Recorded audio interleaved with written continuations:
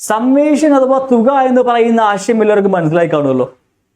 So അത് basically നമ്മൾ SCERT text book എടുത്ത് നോക്കിയാൽ, കണക്കിന്റെ പാഠപുസ്തകം എടുത്ത് നോക്കിയാൽ 4ാം ക്ലാസ്സിലെ 3ാമത്തെ ചാപ്റ്റർ, അതേപോലെ 3ാം ക്ലാസ്സിലെ 2ാമത്തെ ചാപ്റ്റർ, സോ 3ാം ക്ലാസ്സിലും 4ാം ക്ലാസ്സിലും പഠിക്കുന്ന പാഠഭാഗങ്ങളിൽ കാണുന്നതാണ് ഈ സമ്മേഷൻ എന്ന് പറയുന്ന ആശയം. ഒരുപക്ഷെ സമ്മേഷൻ അഥവാ തുക എന്ന് പറഞ്ഞായിരിക്കില്ല അവിടെ പേര്, അവിടെ സംഖ്യകളുമായി ബന്ധപ്പെട്ട ആശയമായിരിക്കും. അതിനകത്ത് വരുന്ന കുറച്ച് ചെറിയ ചെറിയ ടോപ്പിക്സ് ആണത്. എണ്ണൽ സംഖ്യകളുടെ തുക, തുടർച്ചയായിട്ടുള്ള എണ്ണ സംഖ്യകളുടെ തുക, ഒറ്റ സംഖ്യകളുടെ തുക, ഇരട്ട സംഖ്യകളുടെ തുക, ഇതുപോലുള്ള കാര്യങ്ങൾ. സോ ബേസിക്കലി നമ്മൾ ആക്ച്വലി ഈ കോഴ്സ് ഒക്കെ പഠിച്ചു കഴിയുമ്പോഴത്തേക്ക് ശരിക്കും പറഞ്ഞാൽ ഇപ്പൊ നമ്മൾ പ്രിലിംസിന് വേണ്ടി പഠിക്കുന്നുണ്ട്, ഏകദേശം ഒരു 6ാം ക്ലാസ് അല്ലെങ്കിൽ 7ാം ക്ലാസ് വരെയുള്ള മാത്സിലെ ഫുൾ ടോപ്പിക്സും കവർ ചെയ്യുന്നുണ്ടാവും. ബാക്കിയുള്ളത് കവർ ചെയ്യുന്നില്ല എന്നല്ല, അതിന്റെ അടിസ്ഥാനം കാണുന്നുണ്ട്. നമുക്ക് ജാമതി അതുപോലുള്ള ടോപ്പിക്സ് പ്രിലിംസിൽ ഇല്ലാത്തതുകൊണ്ട് 8, 9, 10 അധികം പോർഷൻസ് വരുന്നുണ്ടാവില്ലെന്നേ ഉള്ളൂ. സോ ഇനി ആ സമ്മേഷനുമായി ബന്ധപ്പെട്ട കാര്യത്തിലേക്ക് വരുവാണെങ്കിൽ അവിടെ ആക്ച്വലി നമ്മൾ ഫോർമുലാസ് ആണ് കണ്ടതല്ലേ. ഏകദേശം 3 അല്ലെങ്കിൽ 4 വേരിയന്റ് ഫോർമുലാസ് എന്ന് പറയാം. ഫോർമുലാസ് ആണല്ലോ നമുക്ക് പലപ്പോഴും പഠിക്കാൻ പാട്. സോ ബേസിക്കലി ഇവിടെ എന്തുകൊണ്ട് ഫോർമുലാസ് യൂസ് ചെയ്യുമെന്ന് ചോദിച്ചാൽ ആ ഫോർമുലാസ് ഒക്കെ എന്തായിരുന്നു? ഇപ്പൊ തുടർച്ചയായ എണ്ണൽ സംഖ്യകളുടെ തുക, നമുക്ക് കുറെ എണ്ണൽ സംഖ്യകൾ തന്നു, എന്നിട്ട് കൂട്ടാനും പറയുകയാണെങ്കിൽ ഓക്കെ, കൂട്ടി നമുക്ക് എടുക്കാൻ സാധിക്കും. പക്ഷെ 100 എണ്ണോ 200 എണ്ണോ ഒക്കെ കൂട്ടാൻ പറഞ്ഞു കഴിഞ്ഞാൽ 1 മുതൽ 200 വരെ കൂട്ടുക എന്ന് പറഞ്ഞാൽ സമയം എടുക്കും, ശരിയല്ലേ? നമ്മുടെ കാൽക്കുലേഷൻ അധികം നമുക്ക് അറിയില്ലെങ്കിൽ, മീൻസ് കുറെ നമ്പേഴ്സ് കൂട്ടുമ്പോൾ നമുക്ക് കാൽക്കുലേഷൻ മിസ്റ്റേക്സും വരാം, അല്ലെങ്കിൽ കാൽക്കുലേറ്റർ യൂസ് ചെയ്യാം. സോ അങ്ങനെയൊക്കെയുള്ള സന്ദർഭങ്ങൾ നമുക്ക് കൂട്ടാൻ എന്തെങ്കിലും ഒരു ചെറിയ രീതിക്ക് കൂട്ടാൻ പറ്റുന്ന എന്തെങ്കിലും അവസ്ഥയിലേക്ക് എത്തിക്കാൻ പറ്റിയാൽ നമുക്ക് ഏത് രീതിയിലുള്ള കൂട്ടുന്ന ചോദ്യം വന്നാലും നമുക്ക് ചെയ്യാൻ സാധിക്കില്ലേ? സോ അതിനു വേണ്ടി ഉണ്ടാക്കിയിരിക്കുന്ന ജനറലൈസേഷൻസ് ആണ് ഫോർമുലാസ്, നമ്മളാ കണ്ട ഫോർമുലാസ്. അതെങ്ങനെയാണ് ജനറലൈസേഷൻ വന്നതെന്നൊക്കെ ഒരു ചെറിയ ഐഡിയ നമ്മൾ വീഡിയോയിൽ കവർ ചെയ്തിട്ടുണ്ടായിരുന്നു, അതും കണ്ടു കാണുമെന്ന് വിശ്വസിക്കുന്നു. സോ അങ്ങനെയെങ്കിൽ നമുക്ക് ഇനി അതുമായി ബന്ധപ്പെട്ട് കുറച്ച് ചോദ്യങ്ങളൊന്നും നോക്കാം. ബേസിക് ലെവലാണ്. നമ്മുടെ കാൽക്കുലേഷന്റെ സ്പീഡ് ഒന്ന് ഇംപ്രൂവ് ചെയ്യാനായിട്ടും ആ ഫോർമുലാസ് ഒന്ന് നമുക്കൊന്ന് കണക്ട് ചെയ്യാൻ വേണ്ടിയിട്ട് നമുക്ക് കുറച്ച് ക്വസ്റ്റ്യൻസ് നോക്കാം. അതിലെ ഫസ്റ്റ് സെറ്റ് ഓഫ് ക്വസ്റ്റ്യൻസിൽ ആദ്യം 30 നിസർഗ സംഖ്യയുള്ള തുക. എന്താണ് നിസർഗ സംഖ്യ? യെസ്, എണ്ണൽ സംഖ്യകൾ അല്ലെ, നാച്ചുറൽ നമ്പേഴ്സ്. നമ്മൾ ആ സമയത്ത് പറഞ്ഞുകൊണ്ട് നിസർഗ സംഖ്യ എന്ന് അതിനെ വിളിക്കാം. സോ 30 നിസർഗ സംഖ്യ എന്ന് പറഞ്ഞാൽ 1 മുതൽ 30 വരെ അല്ലെ, 1 മുതൽ 30 വരെയുള്ള തുടർച്ചയായ നമ്പേഴ്സിന്റെ സം. സോ ബേസിക്കലി ഫോർമുലയിലേക്ക് പോകുന്നതിന് മുമ്പ് ആ ഫോർമുല വന്ന രീതി നോക്കുവാണെങ്കിൽ ഇങ്ങനെ അറ്റത്തുള്ള സംഖ്യകൾ തമ്മിൽ കൂട്ടി ഇവിടെ നമുക്ക് ജോഡികളാക്കാൻ പറ്റും. കാരണം എന്താ, 30 പേരെന്ന് വെച്ചാൽ 15 ജോഡികളാക്കാൻ പറ്റും അല്ലേ. അപ്പോൾ ഇങ്ങനെ എടുക്കുമ്പോൾ 31 തുക വന്നു, ഇവിടെ 31 തുക വന്നു. സോ 31 തുക കിട്ടുന്ന 15 ജോഡികൾ ഉണ്ടാക്കാൻ പറ്റും. സോ അതാണ് അതിന് തുക കണ്ടെത്താനുള്ള എളുപ്പമാർഗം എന്ന് പറയുന്നത്. അതിൽ നിന്ന് വന്ന ഫോർമുലയാണ് n × n+1/2. n എന്ന് പറഞ്ഞാൽ എണ്ണം. ഇവിടെ എത്ര പേരുണ്ട്? 30 പേരല്ലേ. സോ 30 × n+1 എന്ന് വെച്ചാൽ 30ന്റെ കൂടെ 1 കൂട്ടണം. എത്ര? 31. 30 × 31/2. ഒന്നെങ്കിൽ നമുക്ക് ഗുണിച്ചിട്ട് 2 കൊണ്ട് ഹരിക്കാം, ഇല്ലെങ്കിൽ വെട്ടിക്കളയാൻ പറ്റുന്നുണ്ടെങ്കിൽ വെട്ടിക്കളയാം. സോ 30ഉം 2ഉം നോക്കുക, 2 കൊണ്ട് ഹരിച്ചാൽ നമുക്ക് ഇവിടെ 15 വരും. 15 × 31 ചെയ്യുമ്പോൾ നമുക്ക് ആൻസർ കിട്ടും. സോ മൾട്ടിപ്ലിക്കേഷൻ വന്നു അല്ലേ. 15 × 31 നോർമൽ രീതി ചെയ്യാം.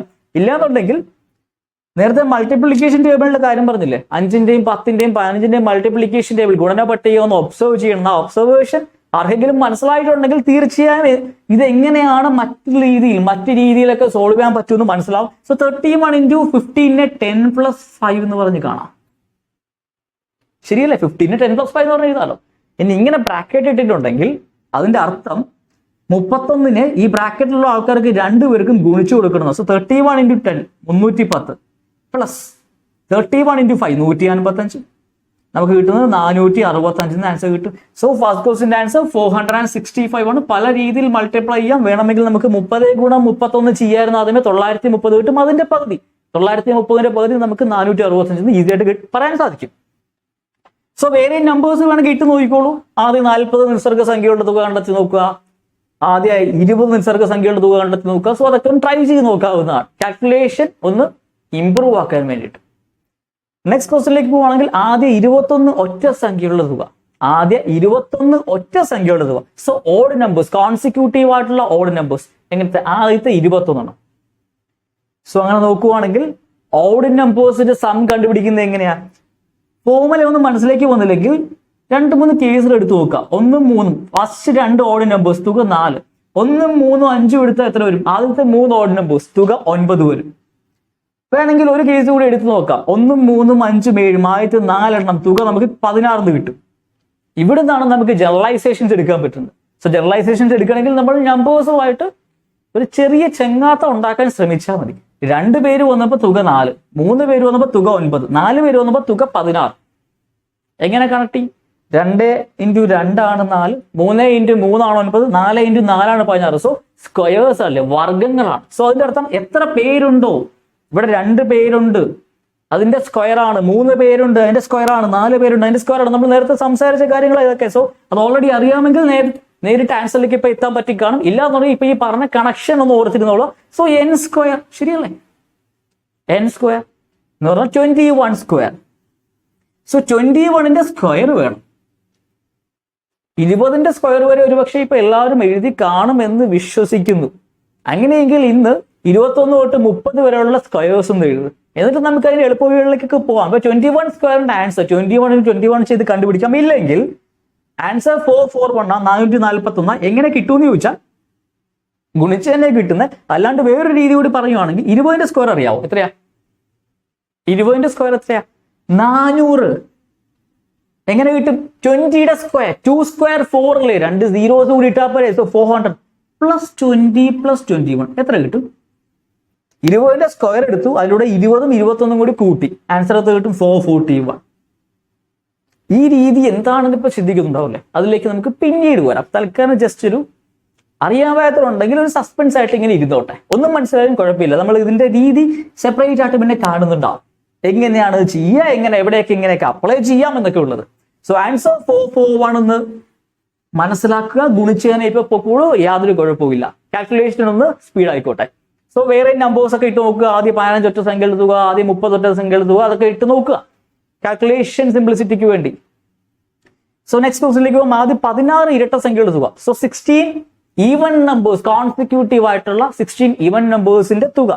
വീണ്ടും ഫോർമുലയിലേക്ക് പോവുകയാണെങ്കിൽ n × n+1 ആണ് ഫോർമുല എന്ന് അറിയാലോ, n × n+1. സോ ഇവിടെ 16 പേരുണ്ട്. സോ 16 × 17 ചെയ്താൽ മതി. ഓക്കെ, 16 × 17 ചെയ്യാൻ പല രീതിയിൽ ചെയ്യാം. അതിൽ ഒരു രീതി കാണിക്കാം. സോ 17നെ 16 + 1 എന്ന് പറഞ്ഞ് കാണാൻ പറ്റും. 17നെ 16 + 1 എന്ന് പറഞ്ഞ് കാണാൻ സാധിക്കില്ല. അങ്ങനെ കാണാമെങ്കിൽ ഇതിന്റെ അർത്ഥം 16 സ്ക്വയർ എടുക്കുന്നു +16 ചെയ്യുന്നു. അതായത് ഗുണിച്ചു കൊടുക്കണല്ലോ. 16നകത്തേക്ക് ഗുണിച്ചു കൊടുത്താൽ 16 സ്ക്വയർ + 16, അതായത് 16ന്റെ വർഗ്ഗം അറിയാമെങ്കിൽ അതിലൂടെ 16 കൂടി കൂട്ടിയാൽ നമുക്ക് ഇതിന്റെ ആൻസർ ആണ്. സോ അടുത്തടുത്തുള്ള 2 സംഖ്യകൾ തമ്മിൽ ഗുണിക്കാൻ പറഞ്ഞു കഴിഞ്ഞാൽ ചെറിയ സംഖ്യയുടെ സ്ക്വയർ എടുക്കുക, എന്നിട്ട് അതേ സംഖ്യ കൂട്ടുക. അല്ലെങ്കിൽ വലിയ സംഖ്യയുടെ സ്ക്വയർ എടുക്കുക, അതിൽ നിന്ന് ആ വലിയ സംഖ്യ കുറയ്ക്കുക. എന്ന് വെച്ചാൽ 17 സ്ക്വയർ -17 ചെയ്യാം, അല്ലെങ്കിൽ 16 സ്ക്വയർ + 16 ചെയ്യാം. സോ ആൻസർ എത്ര വരും? 16 സ്ക്വയർ 256 + 16 272.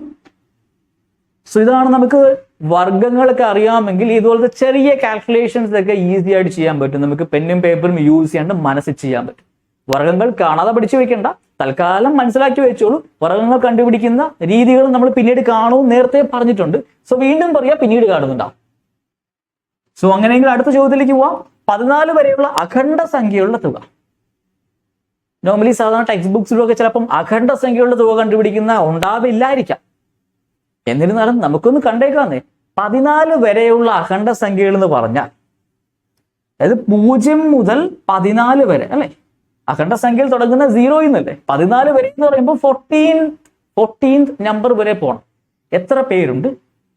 0 മുതൽ 14 വരെ എത്ര പേരുണ്ട്? 15 പേരുണ്ട്.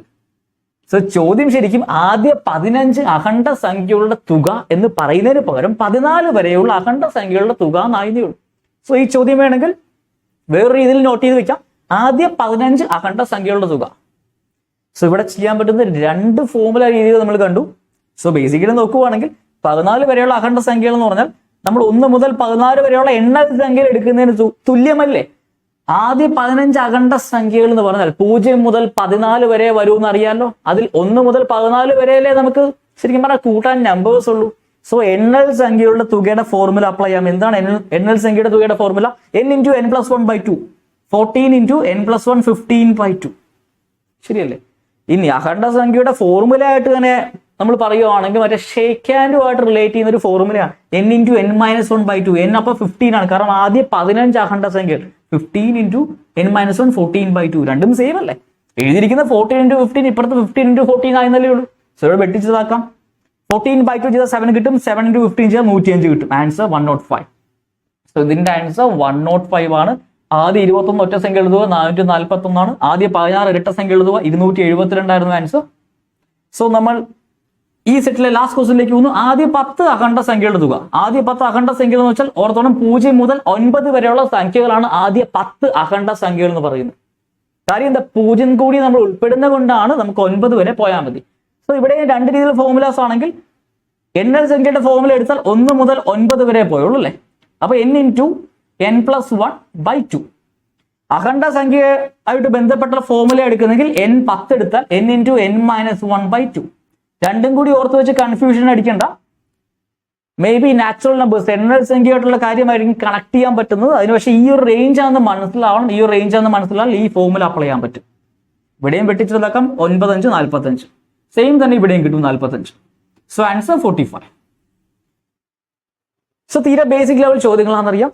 ഒരുപക്ഷെ ഫോർമുലാസിൽ എന്തെങ്കിലും ഡൗട്ട്സ് ഉണ്ടെങ്കിലാണ് ചെയ്യാൻ പ്രയാസം തോന്നുന്നു. അല്ല എന്നുണ്ടെങ്കിൽ ഈസി ലെവലാണ്. ഇതിൽ അഖണ്ഡ സംഖ്യകളുടെ മാത്രമാണ് ശ്രദ്ധിക്കേണ്ടത്. നമ്മൾ രണ്ട് രീതിയിൽ ഫോർമുല പറഞ്ഞിട്ടുണ്ട്. രണ്ട് രീതിയിൽ ഫോർമുല കണ്ടുകൊണ്ട് കൺഫ്യൂഷനോ പേടിക്കോ ഒന്നും വേണ്ട. പകരം ആശയം മനസ്സിലാക്കി ഒന്ന് കണക്ട് ചെയ്യാൻ ശ്രമിക്കുക. ആശയം മനസ്സിലാക്കി കണക്ട് ചെയ്യാൻ പറ്റുമെന്നാണ് വിചാരിക്കുന്നത്. സോ അങ്ങനെ തന്നെ പോവുക. എന്തെങ്കിലും സംശയങ്ങൾ ഉണ്ടെങ്കിൽ ഏതെങ്കിലും ഒരു ഫോർമുല ഭാഗം മാത്രം അഖണ്ഡ സംഖ്യയിൽ ഫോളോ ചെയ്താൽ മതി. അത് എണ്ണൽ സംഖ്യയെ ബന്ധപ്പെട്ടാണെങ്കിൽ അത് മാത്രം ഫോളോ ചെയ്യുക. അതല്ല ഷേക്ക് ഹാൻഡിന്റെ രീതിയാണെങ്കിൽ അത് മാത്രം ഫോളോ ചെയ്യുക. രണ്ടും കാണിക്കാൻ കാരണം രണ്ട് രീതിയിലും അതിനെ നമുക്ക് വീക്ഷിക്കാമെന്ന് മനസ്സിലാക്കാനാണ്. നമ്മുടെ വീക്ഷണം പല രീതിയിൽ കൊണ്ടുപോയാൽ മാത്രമേ നമുക്ക് കണക്കെന്ന് പറയുന്ന വിഷയം നമ്മുടെ ഇഷ്ടാനുസരണം ചെയ്യാൻ സാധിക്കുന്നുണ്ടാവും. സോ ബേസിക് ലെവൽ ചോദ്യങ്ങളാണ്. ഇതേപോലെ തന്നെയുള്ള കുറച്ച് ലെവലപ്പായുള്ള ചോദ്യങ്ങൾ നമ്മൾ നെക്സ്റ്റ് സെഷനിൽ കാണുന്നുണ്ടാവും.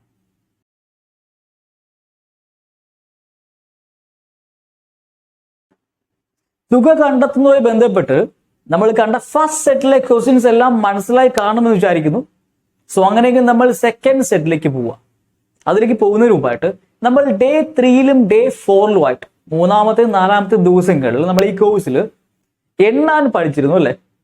എണ്ണൽ സംഖ്യകളുടെയും അതുപോലെ ഒറ്റ സംഖ്യകളുടെയും ഇരട്ട സംഖ്യകളുടെയൊക്കെ. അതൊക്കെ ആക്ച്വലി നമ്മൾ 3-ാം ക്ലാസ്സിലും 4-ാം ക്ലാസ്സിലുമായിട്ട് കവർ ചെയ്യുന്ന പോർഷൻസ് ആണ് കേട്ടോ. സോ അതിൽ ഒറ്റ സംഖ്യകളും ഇരട്ട സംഖ്യകളും നമ്മൾ അതിന്റെ റേഞ്ച് മനസ്സിലാക്കുന്നതും എണ്ണാൻ മനസ്സിലാക്കുന്നതും കണ്ടല്ലോ. അതിന്റെ ആപ്ലിക്കേഷൻസ് ഒക്കെ സമ്മേഷനിൽ വരുമെന്ന് പറഞ്ഞു. അതുമായി ബന്ധപ്പെട്ട ചോദ്യരൂപങ്ങളിലേക്കാണ് നമ്മളിപ്പോൾ പോകുന്നത്.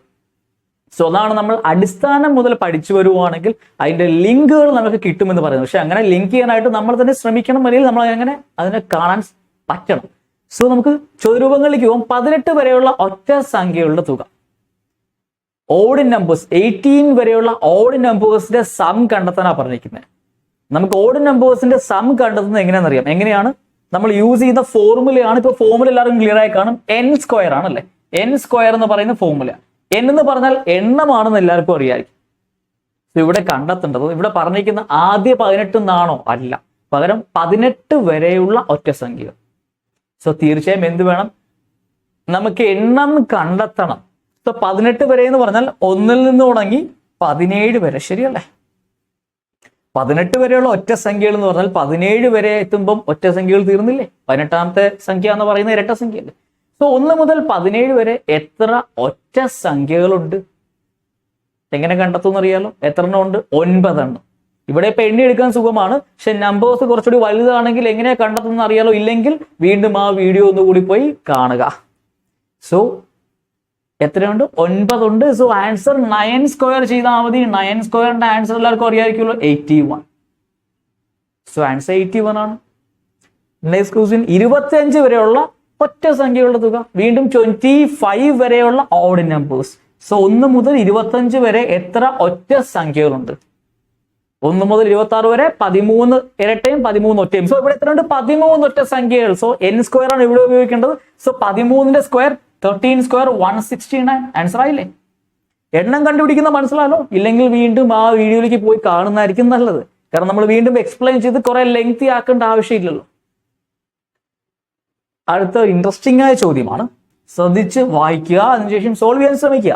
പി എന്ന് പറയുന്ന ഒരു ഒറ്റ സംഖ്യ. പിയുടെ താഴെയുള്ള ഒറ്റ സംഖ്യകൾ എല്ലാം കൂട്ടിയപ്പോൾ, അത് 1 വരെ, പി ഒരു ഒറ്റ സംഖ്യ, അതിന്റെ താഴെയുള്ള സംഖ്യ എല്ലാം കൂടി കൂട്ടിയോ 1 വരെ കൂട്ടിയപ്പോൾ നമുക്ക് കിട്ടിയത് 121 തുക. അങ്ങനെയെങ്കിൽ പി എത്ര? പിയുടെ മൂല്യം എത്ര? ചോദ്യം മനസ്സിലായി.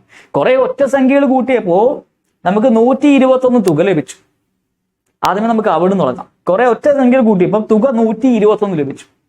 സോ അതിന്റെ അർത്ഥം ഒറ്റ സംഖ്യകളുടെ തുകയുടെ ഫോർമുല നമുക്കറിയാം എന്താണ്? n സ്ക്വയർ ആണ്. ശരിയല്ലേ? n സ്ക്വയർ ആണ് ഫോർമുല എന്നറിയാം. സോ n സ്ക്വയർ എന്തിന്റെ സ്ക്വയർ ചെയ്തപ്പോൾ 121 ലഭിച്ചു. ഓക്കെ, അതിന്റെ അർത്ഥം എന്നിന്റെ വാല്യൂ കണ്ടുപിടിക്കണമെങ്കിൽ ആശയപരമായി പറയുവാണെങ്കിൽ 121ന്റെ വർഗ്ഗമൂലം കണ്ടുപിടിക്കുന്ന ആശയം നമ്മൾ കണ്ടിട്ടില്ലായിരിക്കാം. പക്ഷേ ഇതൊക്കെ ചെറിയ നമ്പേഴ്സ് അല്ലേ.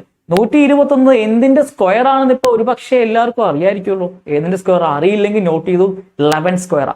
വർഗ്ഗമൂലം കണ്ടുപിടിക്കുന്നതിലേക്ക് നമുക്ക് പിന്നെ വരാം. ഇപ്പൊ തൽക്കാലം 1 to 20 വരെയുള്ള സ്ക്വയേഴ്സ് നമുക്ക് അറിയാമെങ്കിൽ ഇല്ലെങ്കിൽ നോട്ട് ചെയ്തിട്ടുണ്ടെങ്കിൽ നമുക്ക് എന്ത് കിട്ടും? 121ന്റെ വർഗ്ഗമൂലം കിട്ടും. എത്രയാ? 11.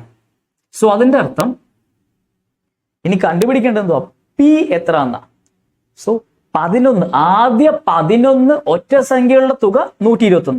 ആദ്യ 11 ഒറ്റ സംഖ്യകൾ എന്ന് പറഞ്ഞാൽ എവിടം വരെ പോവും? ആദ്യ 11 ഒറ്റ സംഖ്യകൾ എന്ന് പറഞ്ഞാൽ എവിടം വരെ നമുക്ക് പോവും? 21 വരെ. 1 മുതൽ 21 വരെയുള്ള സംഖ്യകൾ എടുത്താൽ നമുക്ക് 11 ഒറ്റ സംഖ്യകൾ വരും. ശരിയല്ലേ? ഈ 1 മുതൽ 21 വരെയുള്ള സംഖ്യകളുടെ തുക 121. പിന്നെ പറഞ്ഞിരിക്കുന്ന പി എന്ന് പറയുന്നത് അത് പിയുടെ താഴെയുള്ള, പി ഒരു ഒറ്റ സംഖ്യയാണ്. പിയുടെ താഴെയുള്ള ഒറ്റ സംഖ്യകളുടെ തുക 121. പിയുടെ താഴെയുള്ള ഒറ്റ സംഖ്യ വെച്ചാൽ 1 മുതൽ 21 വരെ. സോ പിയുടെ തൊട്ട് താഴെ കിടക്കുന്ന ഒറ്റ സംഖ്യ 21. അതിന്റെ അർത്ഥം പി എത്രയാ? പി ഒരു ഓഡ് നമ്പർ ആണ്. പിയുടെ താഴെയുള്ള ഓഡ് നമ്പർ 21 ആണെങ്കിൽ പിയുടെ വാല്യൂ എത്രയാ? 23. സോ ഇതിന്റെ ആൻസർ എത്രയാ? 23. ചോദ്യം കണ്ടപ്പോൾ ഒരു പക്ഷേ കൺഫ്യൂസ്ഡ് ആയി കാണാം. പക്ഷേ ആശയപരമായി അതിനെ മനസ്സിലാക്കിയാൽ ഈസി ആയിട്ട് സോൾവ് ചെയ്യാൻ പറ്റും. സോ തുകയുണ്ട് 121. ഒറ്റ സംഖ്യകളുടെ തുക എന്ന് പറഞ്ഞാൽ നമുക്കറിയാം n സ്ക്വയർ ആണല്ലേ, n square. So n square എന്ന് വെച്ചാൽ എന്തിന്റെ സ്ക്വയർ ചെയ്തപ്പോൾ 121 ലഭിച്ചു. ഏതിന്റെ സ്ക്വയറാ 121? 11ന്റെ സ്ക്വയറാ. സോ 11 ഒറ്റ സംഖ്യകൾ, ആദ്യ 11 ഒറ്റ സംഖ്യകളുടെ തുകയാണ് 121. ആദ്യ 11 ഒറ്റ സംഖ്യകൾ എവിടുന്ന് എവിടം വരെ? 1 മുതൽ 21 വരെ. 1 മുതൽ 21 വരെ ആകുമ്പോൾ ആദ്യ 11 ചോദ്യത്തിൽ പറഞ്ഞിരിക്കുന്ന പി എന്ന് പറയുന്ന ഒരു സംഖ്യ, പി എന്ന് പറയുന്ന എന്തോ ഒരു സംഖ്യയുണ്ട്. അതിന്റെ താഴെയുള്ള ഒറ്റ സംഖ്യകളുടെ തുകയാണ് 121. അതിന്റെ അർത്ഥം പിയുടെ താഴെ വരുന്ന ആരാണ്? 21 ആയിരുന്നു. അപ്പൊ പി എത്രയാ? 23. വേണമെങ്കിൽ ഇങ്ങനെ ചോദിക്കാം, പിയുടെ അടുത്ത ഒറ്റ സംഖ്യ ഏതാ? ഇവിടെ ഇപ്പൊ പി എത്ര എന്നല്ലേ, പിക്ക് ശേഷം വരുന്ന ഒറ്റ സംഖ്യ എന്ന് ചോദിച്ചതെങ്കിൽ ആൻസർ 25 വന്നേനെ. അല്ലെങ്കിൽ പിക്ക് ശേഷം വരുന്ന സംഖ്യ എന്ന് ചോദിച്ചാൽ ആൻസർ 24 വന്നേനെ. പിക്ക് ശേഷം വരുന്ന ഒറ്റ സംഖ്യ ചോദിച്ചാൽ ആൻസർ 25 ആയിരുന്നു. പിക്ക് ശേഷം വരുന്ന സംഖ്യ ചോദിച്ചാൽ 24 ആയിരുന്നു. പിക്ക് തൊട്ട് മുമ്പുള്ള സംഖ്യ, ഒറ്റ സംഖ്യ അല്ല, പിക്ക് തൊട്ട് മുമ്പുള്ള സംഖ്യ ചോദിച്ചാൽ ആൻസർ 22 ആയിരുന്നു. സോ ഈ ചോദ്യത്തിൽ പല രീതിയിൽ ഇതിനെ ലാസ്റ്റ് കൊണ്ടുപോവാ. സോ അങ്ങനെ വ്യത്യസ്തമായ രീതിയിലും ചോദ്യങ്ങൾ ചോദിക്കാൻ ഓർക്കണം. സോ ചോദ്യം മനസ്സിലാക്കി നമ്മൾ ആൻസറിലേക്ക് പോകാൻ ശ്രമിച്ചാൽ തീർച്ചയായും ആൻസർ ചെയ്യാൻ സാധിക്കുന്നുണ്ടാവും. ചോദ്യം കാണുമ്പോൾ നമ്മൾ വായിച്ചു നോക്കണം, എന്താ കണ്ടുപിടിക്കേണ്ടതെന്ന് ഒന്ന് എഴുതി നോക്ക്. അങ്ങനെ എഴുതി വെച്ച് നോക്കിയാൽ തീർച്ചയായും നിങ്ങൾക്ക് ആർക്ക് വേണമെങ്കിൽ ആശയം അറിയാമെങ്കിൽ ചെയ്യാൻ സാധിക്കും. സോ ഇവിടുത്തെ ആൻസർ 23 ആണ്. ബാക്കി പറഞ്ഞതൊക്കെ ഈ ചോദ്യരൂപങ്ങൾ വേറെ രീതിയിൽ ചോദിച്ചിരുന്നെങ്കിൽ അത് വേണമെങ്കിൽ നോട്ട് ചെയ്തോളൂ. പിയുടെ അടുത്ത സംഖ്യ ആൻസർ 24. പിക്ക് ശേഷം വരുന്ന ഒറ്റ സംഖ്യ ആൻസർ 25. പിക്ക് തൊട്ട് മുമ്പുള്ള സംഖ്യ, ഒറ്റ സംഖ്യ അതല്ല, പിക്ക് തൊട്ട് മുമ്പുള്ള സംഖ്യ 22. സോ അങ്ങനെയെങ്കിൽ നെക്സ്റ്റ് ക്വസ്റ്റ്യനിലേക്ക് പോകാം. ആദ്യം എത്ര ഒറ്റ സംഖ്യകളുടെ തുകയാണ്? 196. അതിനുശേഷം ഒരു ചോദ്യം കൂടിയുണ്ട്, ഇതിൽ അവസാന സംഖ്യ ഏത്? സോ ആദ്യം എത്ര ഒറ്റ സംഖ്യകളുടെ തുകയാണ്? 196. ഇവിടെ ചെയ്ത പോലെ തന്നെ 196 എന്ന് പറയുന്നത് ഒറ്റ സംഖ്യകളുടെ തുക. സോ n സ്ക്വയർ ആണ് 196 എന്നറിയാം. n സ്ക്വയർ 196 ആണ്. സോ അതിന്റെ അർത്ഥം എന്നിന്റെ വാല്യൂ ആണെങ്കിൽ ഇതിന്റെ വർഗ്ഗമൂലമാണ് 14 സ്ക്വയർ ആണ് 196. സോ എന്നിന്റെ ആൻസർ 14.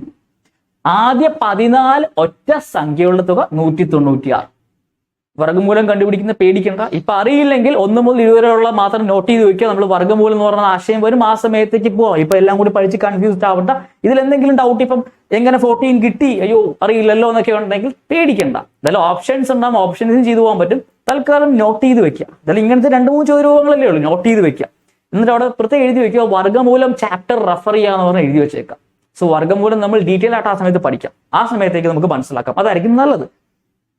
സോ അതിൽ നെക്സ്റ്റ് ക്വസ്റ്റ്യൻ, ഇതിൽ അവസാന സംഖ്യ ഏത്? അതായത് ആദ്യ 14 ഒറ്റ സംഖ്യയുള്ള തുകയാണ് 196. അതിൽ 14ാമത്തെ ഒറ്റ സംഖ്യ എത്ര, അല്ലെ 14ാമത്തെ സംഖ്യ എത്ര എന്നാ ചോദിച്ചിരിക്കുന്നത്. ഏതായിരിക്കും? ആദ്യ 14 ഒറ്റ സംഖ്യകൾ എവിടുന്ന് എവിടം വരെയാണെന്ന് ഒന്ന് പറയാൻ പറ്റുമോ? 1 മുതൽ എവിടം വരെ പോകണം?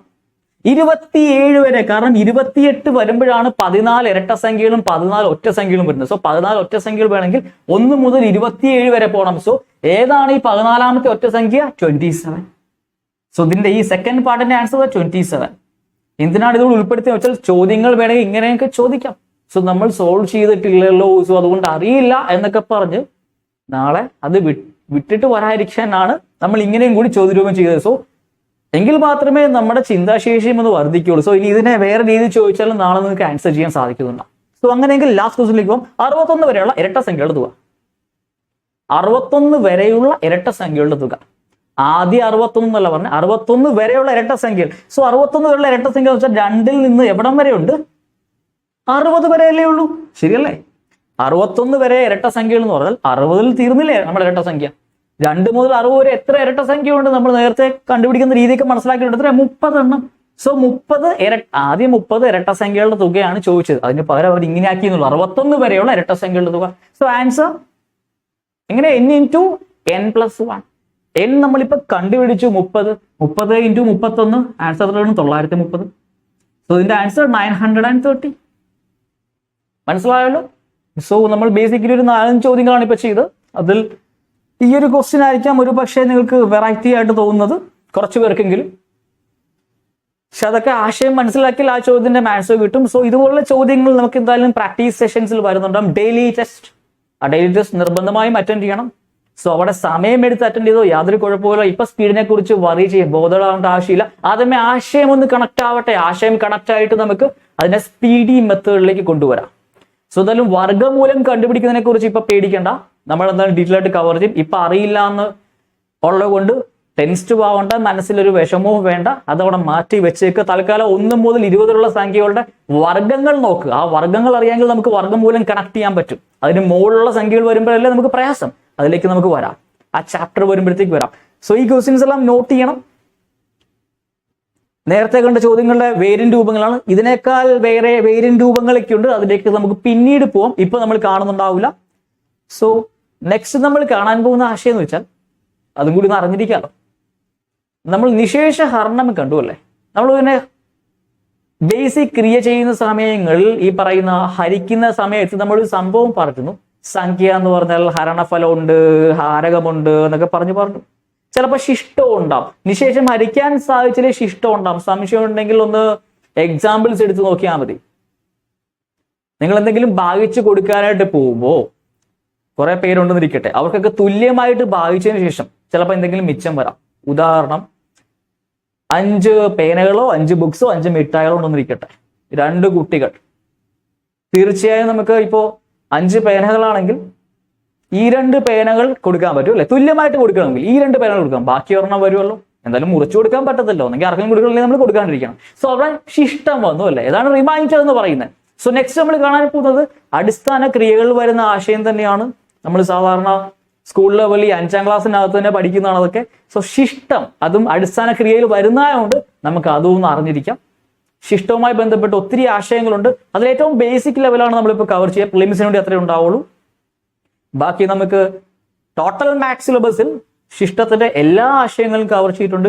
ഓൾ ഇന്ത്യ ലെവൽ എക്സാംസിന്റെ മാത്സിന്റെ കോഴ്സിലാണെങ്കിൽ കുറെ ഹയർ വേരിയന്റ്, നമ്മൾ ടോട്ടൽ സിലബസിന് ശേഷം ഹയർ വേരിയന്റ് ഉണ്ട്. സോ അതും കവർ ചെയ്തിട്ടുണ്ട്. സോ ബേസിക്കലി അതൊക്കെ ആ സെഷൻസിലേക്ക് വരുമ്പോൾ നോക്കിയാൽ മതി. ഇപ്പോൾ തൽക്കാലം നമ്മൾ കാണാൻ പോകുന്ന ബേസിക് മാത്രം മനസ്സിലാക്കിയിരുന്നാൽ മതി. സോ നെക്സ്റ്റ് സെഷൻ നെക്സ്റ്റ് ഡേയിൽ നമ്മൾ തുടങ്ങുക ശിഷ്ടത്തിൽ നിന്നായിരിക്കും. റിമൈൻഡർ ഹരിക്കുമ്പോൾ നമുക്ക് എന്തെങ്കിലും വായിക്കുന്ന സമയത്ത് എന്തെങ്കിലും മിച്ചം വരുന്നുണ്ടെങ്കിൽ അതുമായി ബന്ധപ്പെട്ട കാര്യങ്ങളാണ് നമ്മൾ കാണാൻ പോകും.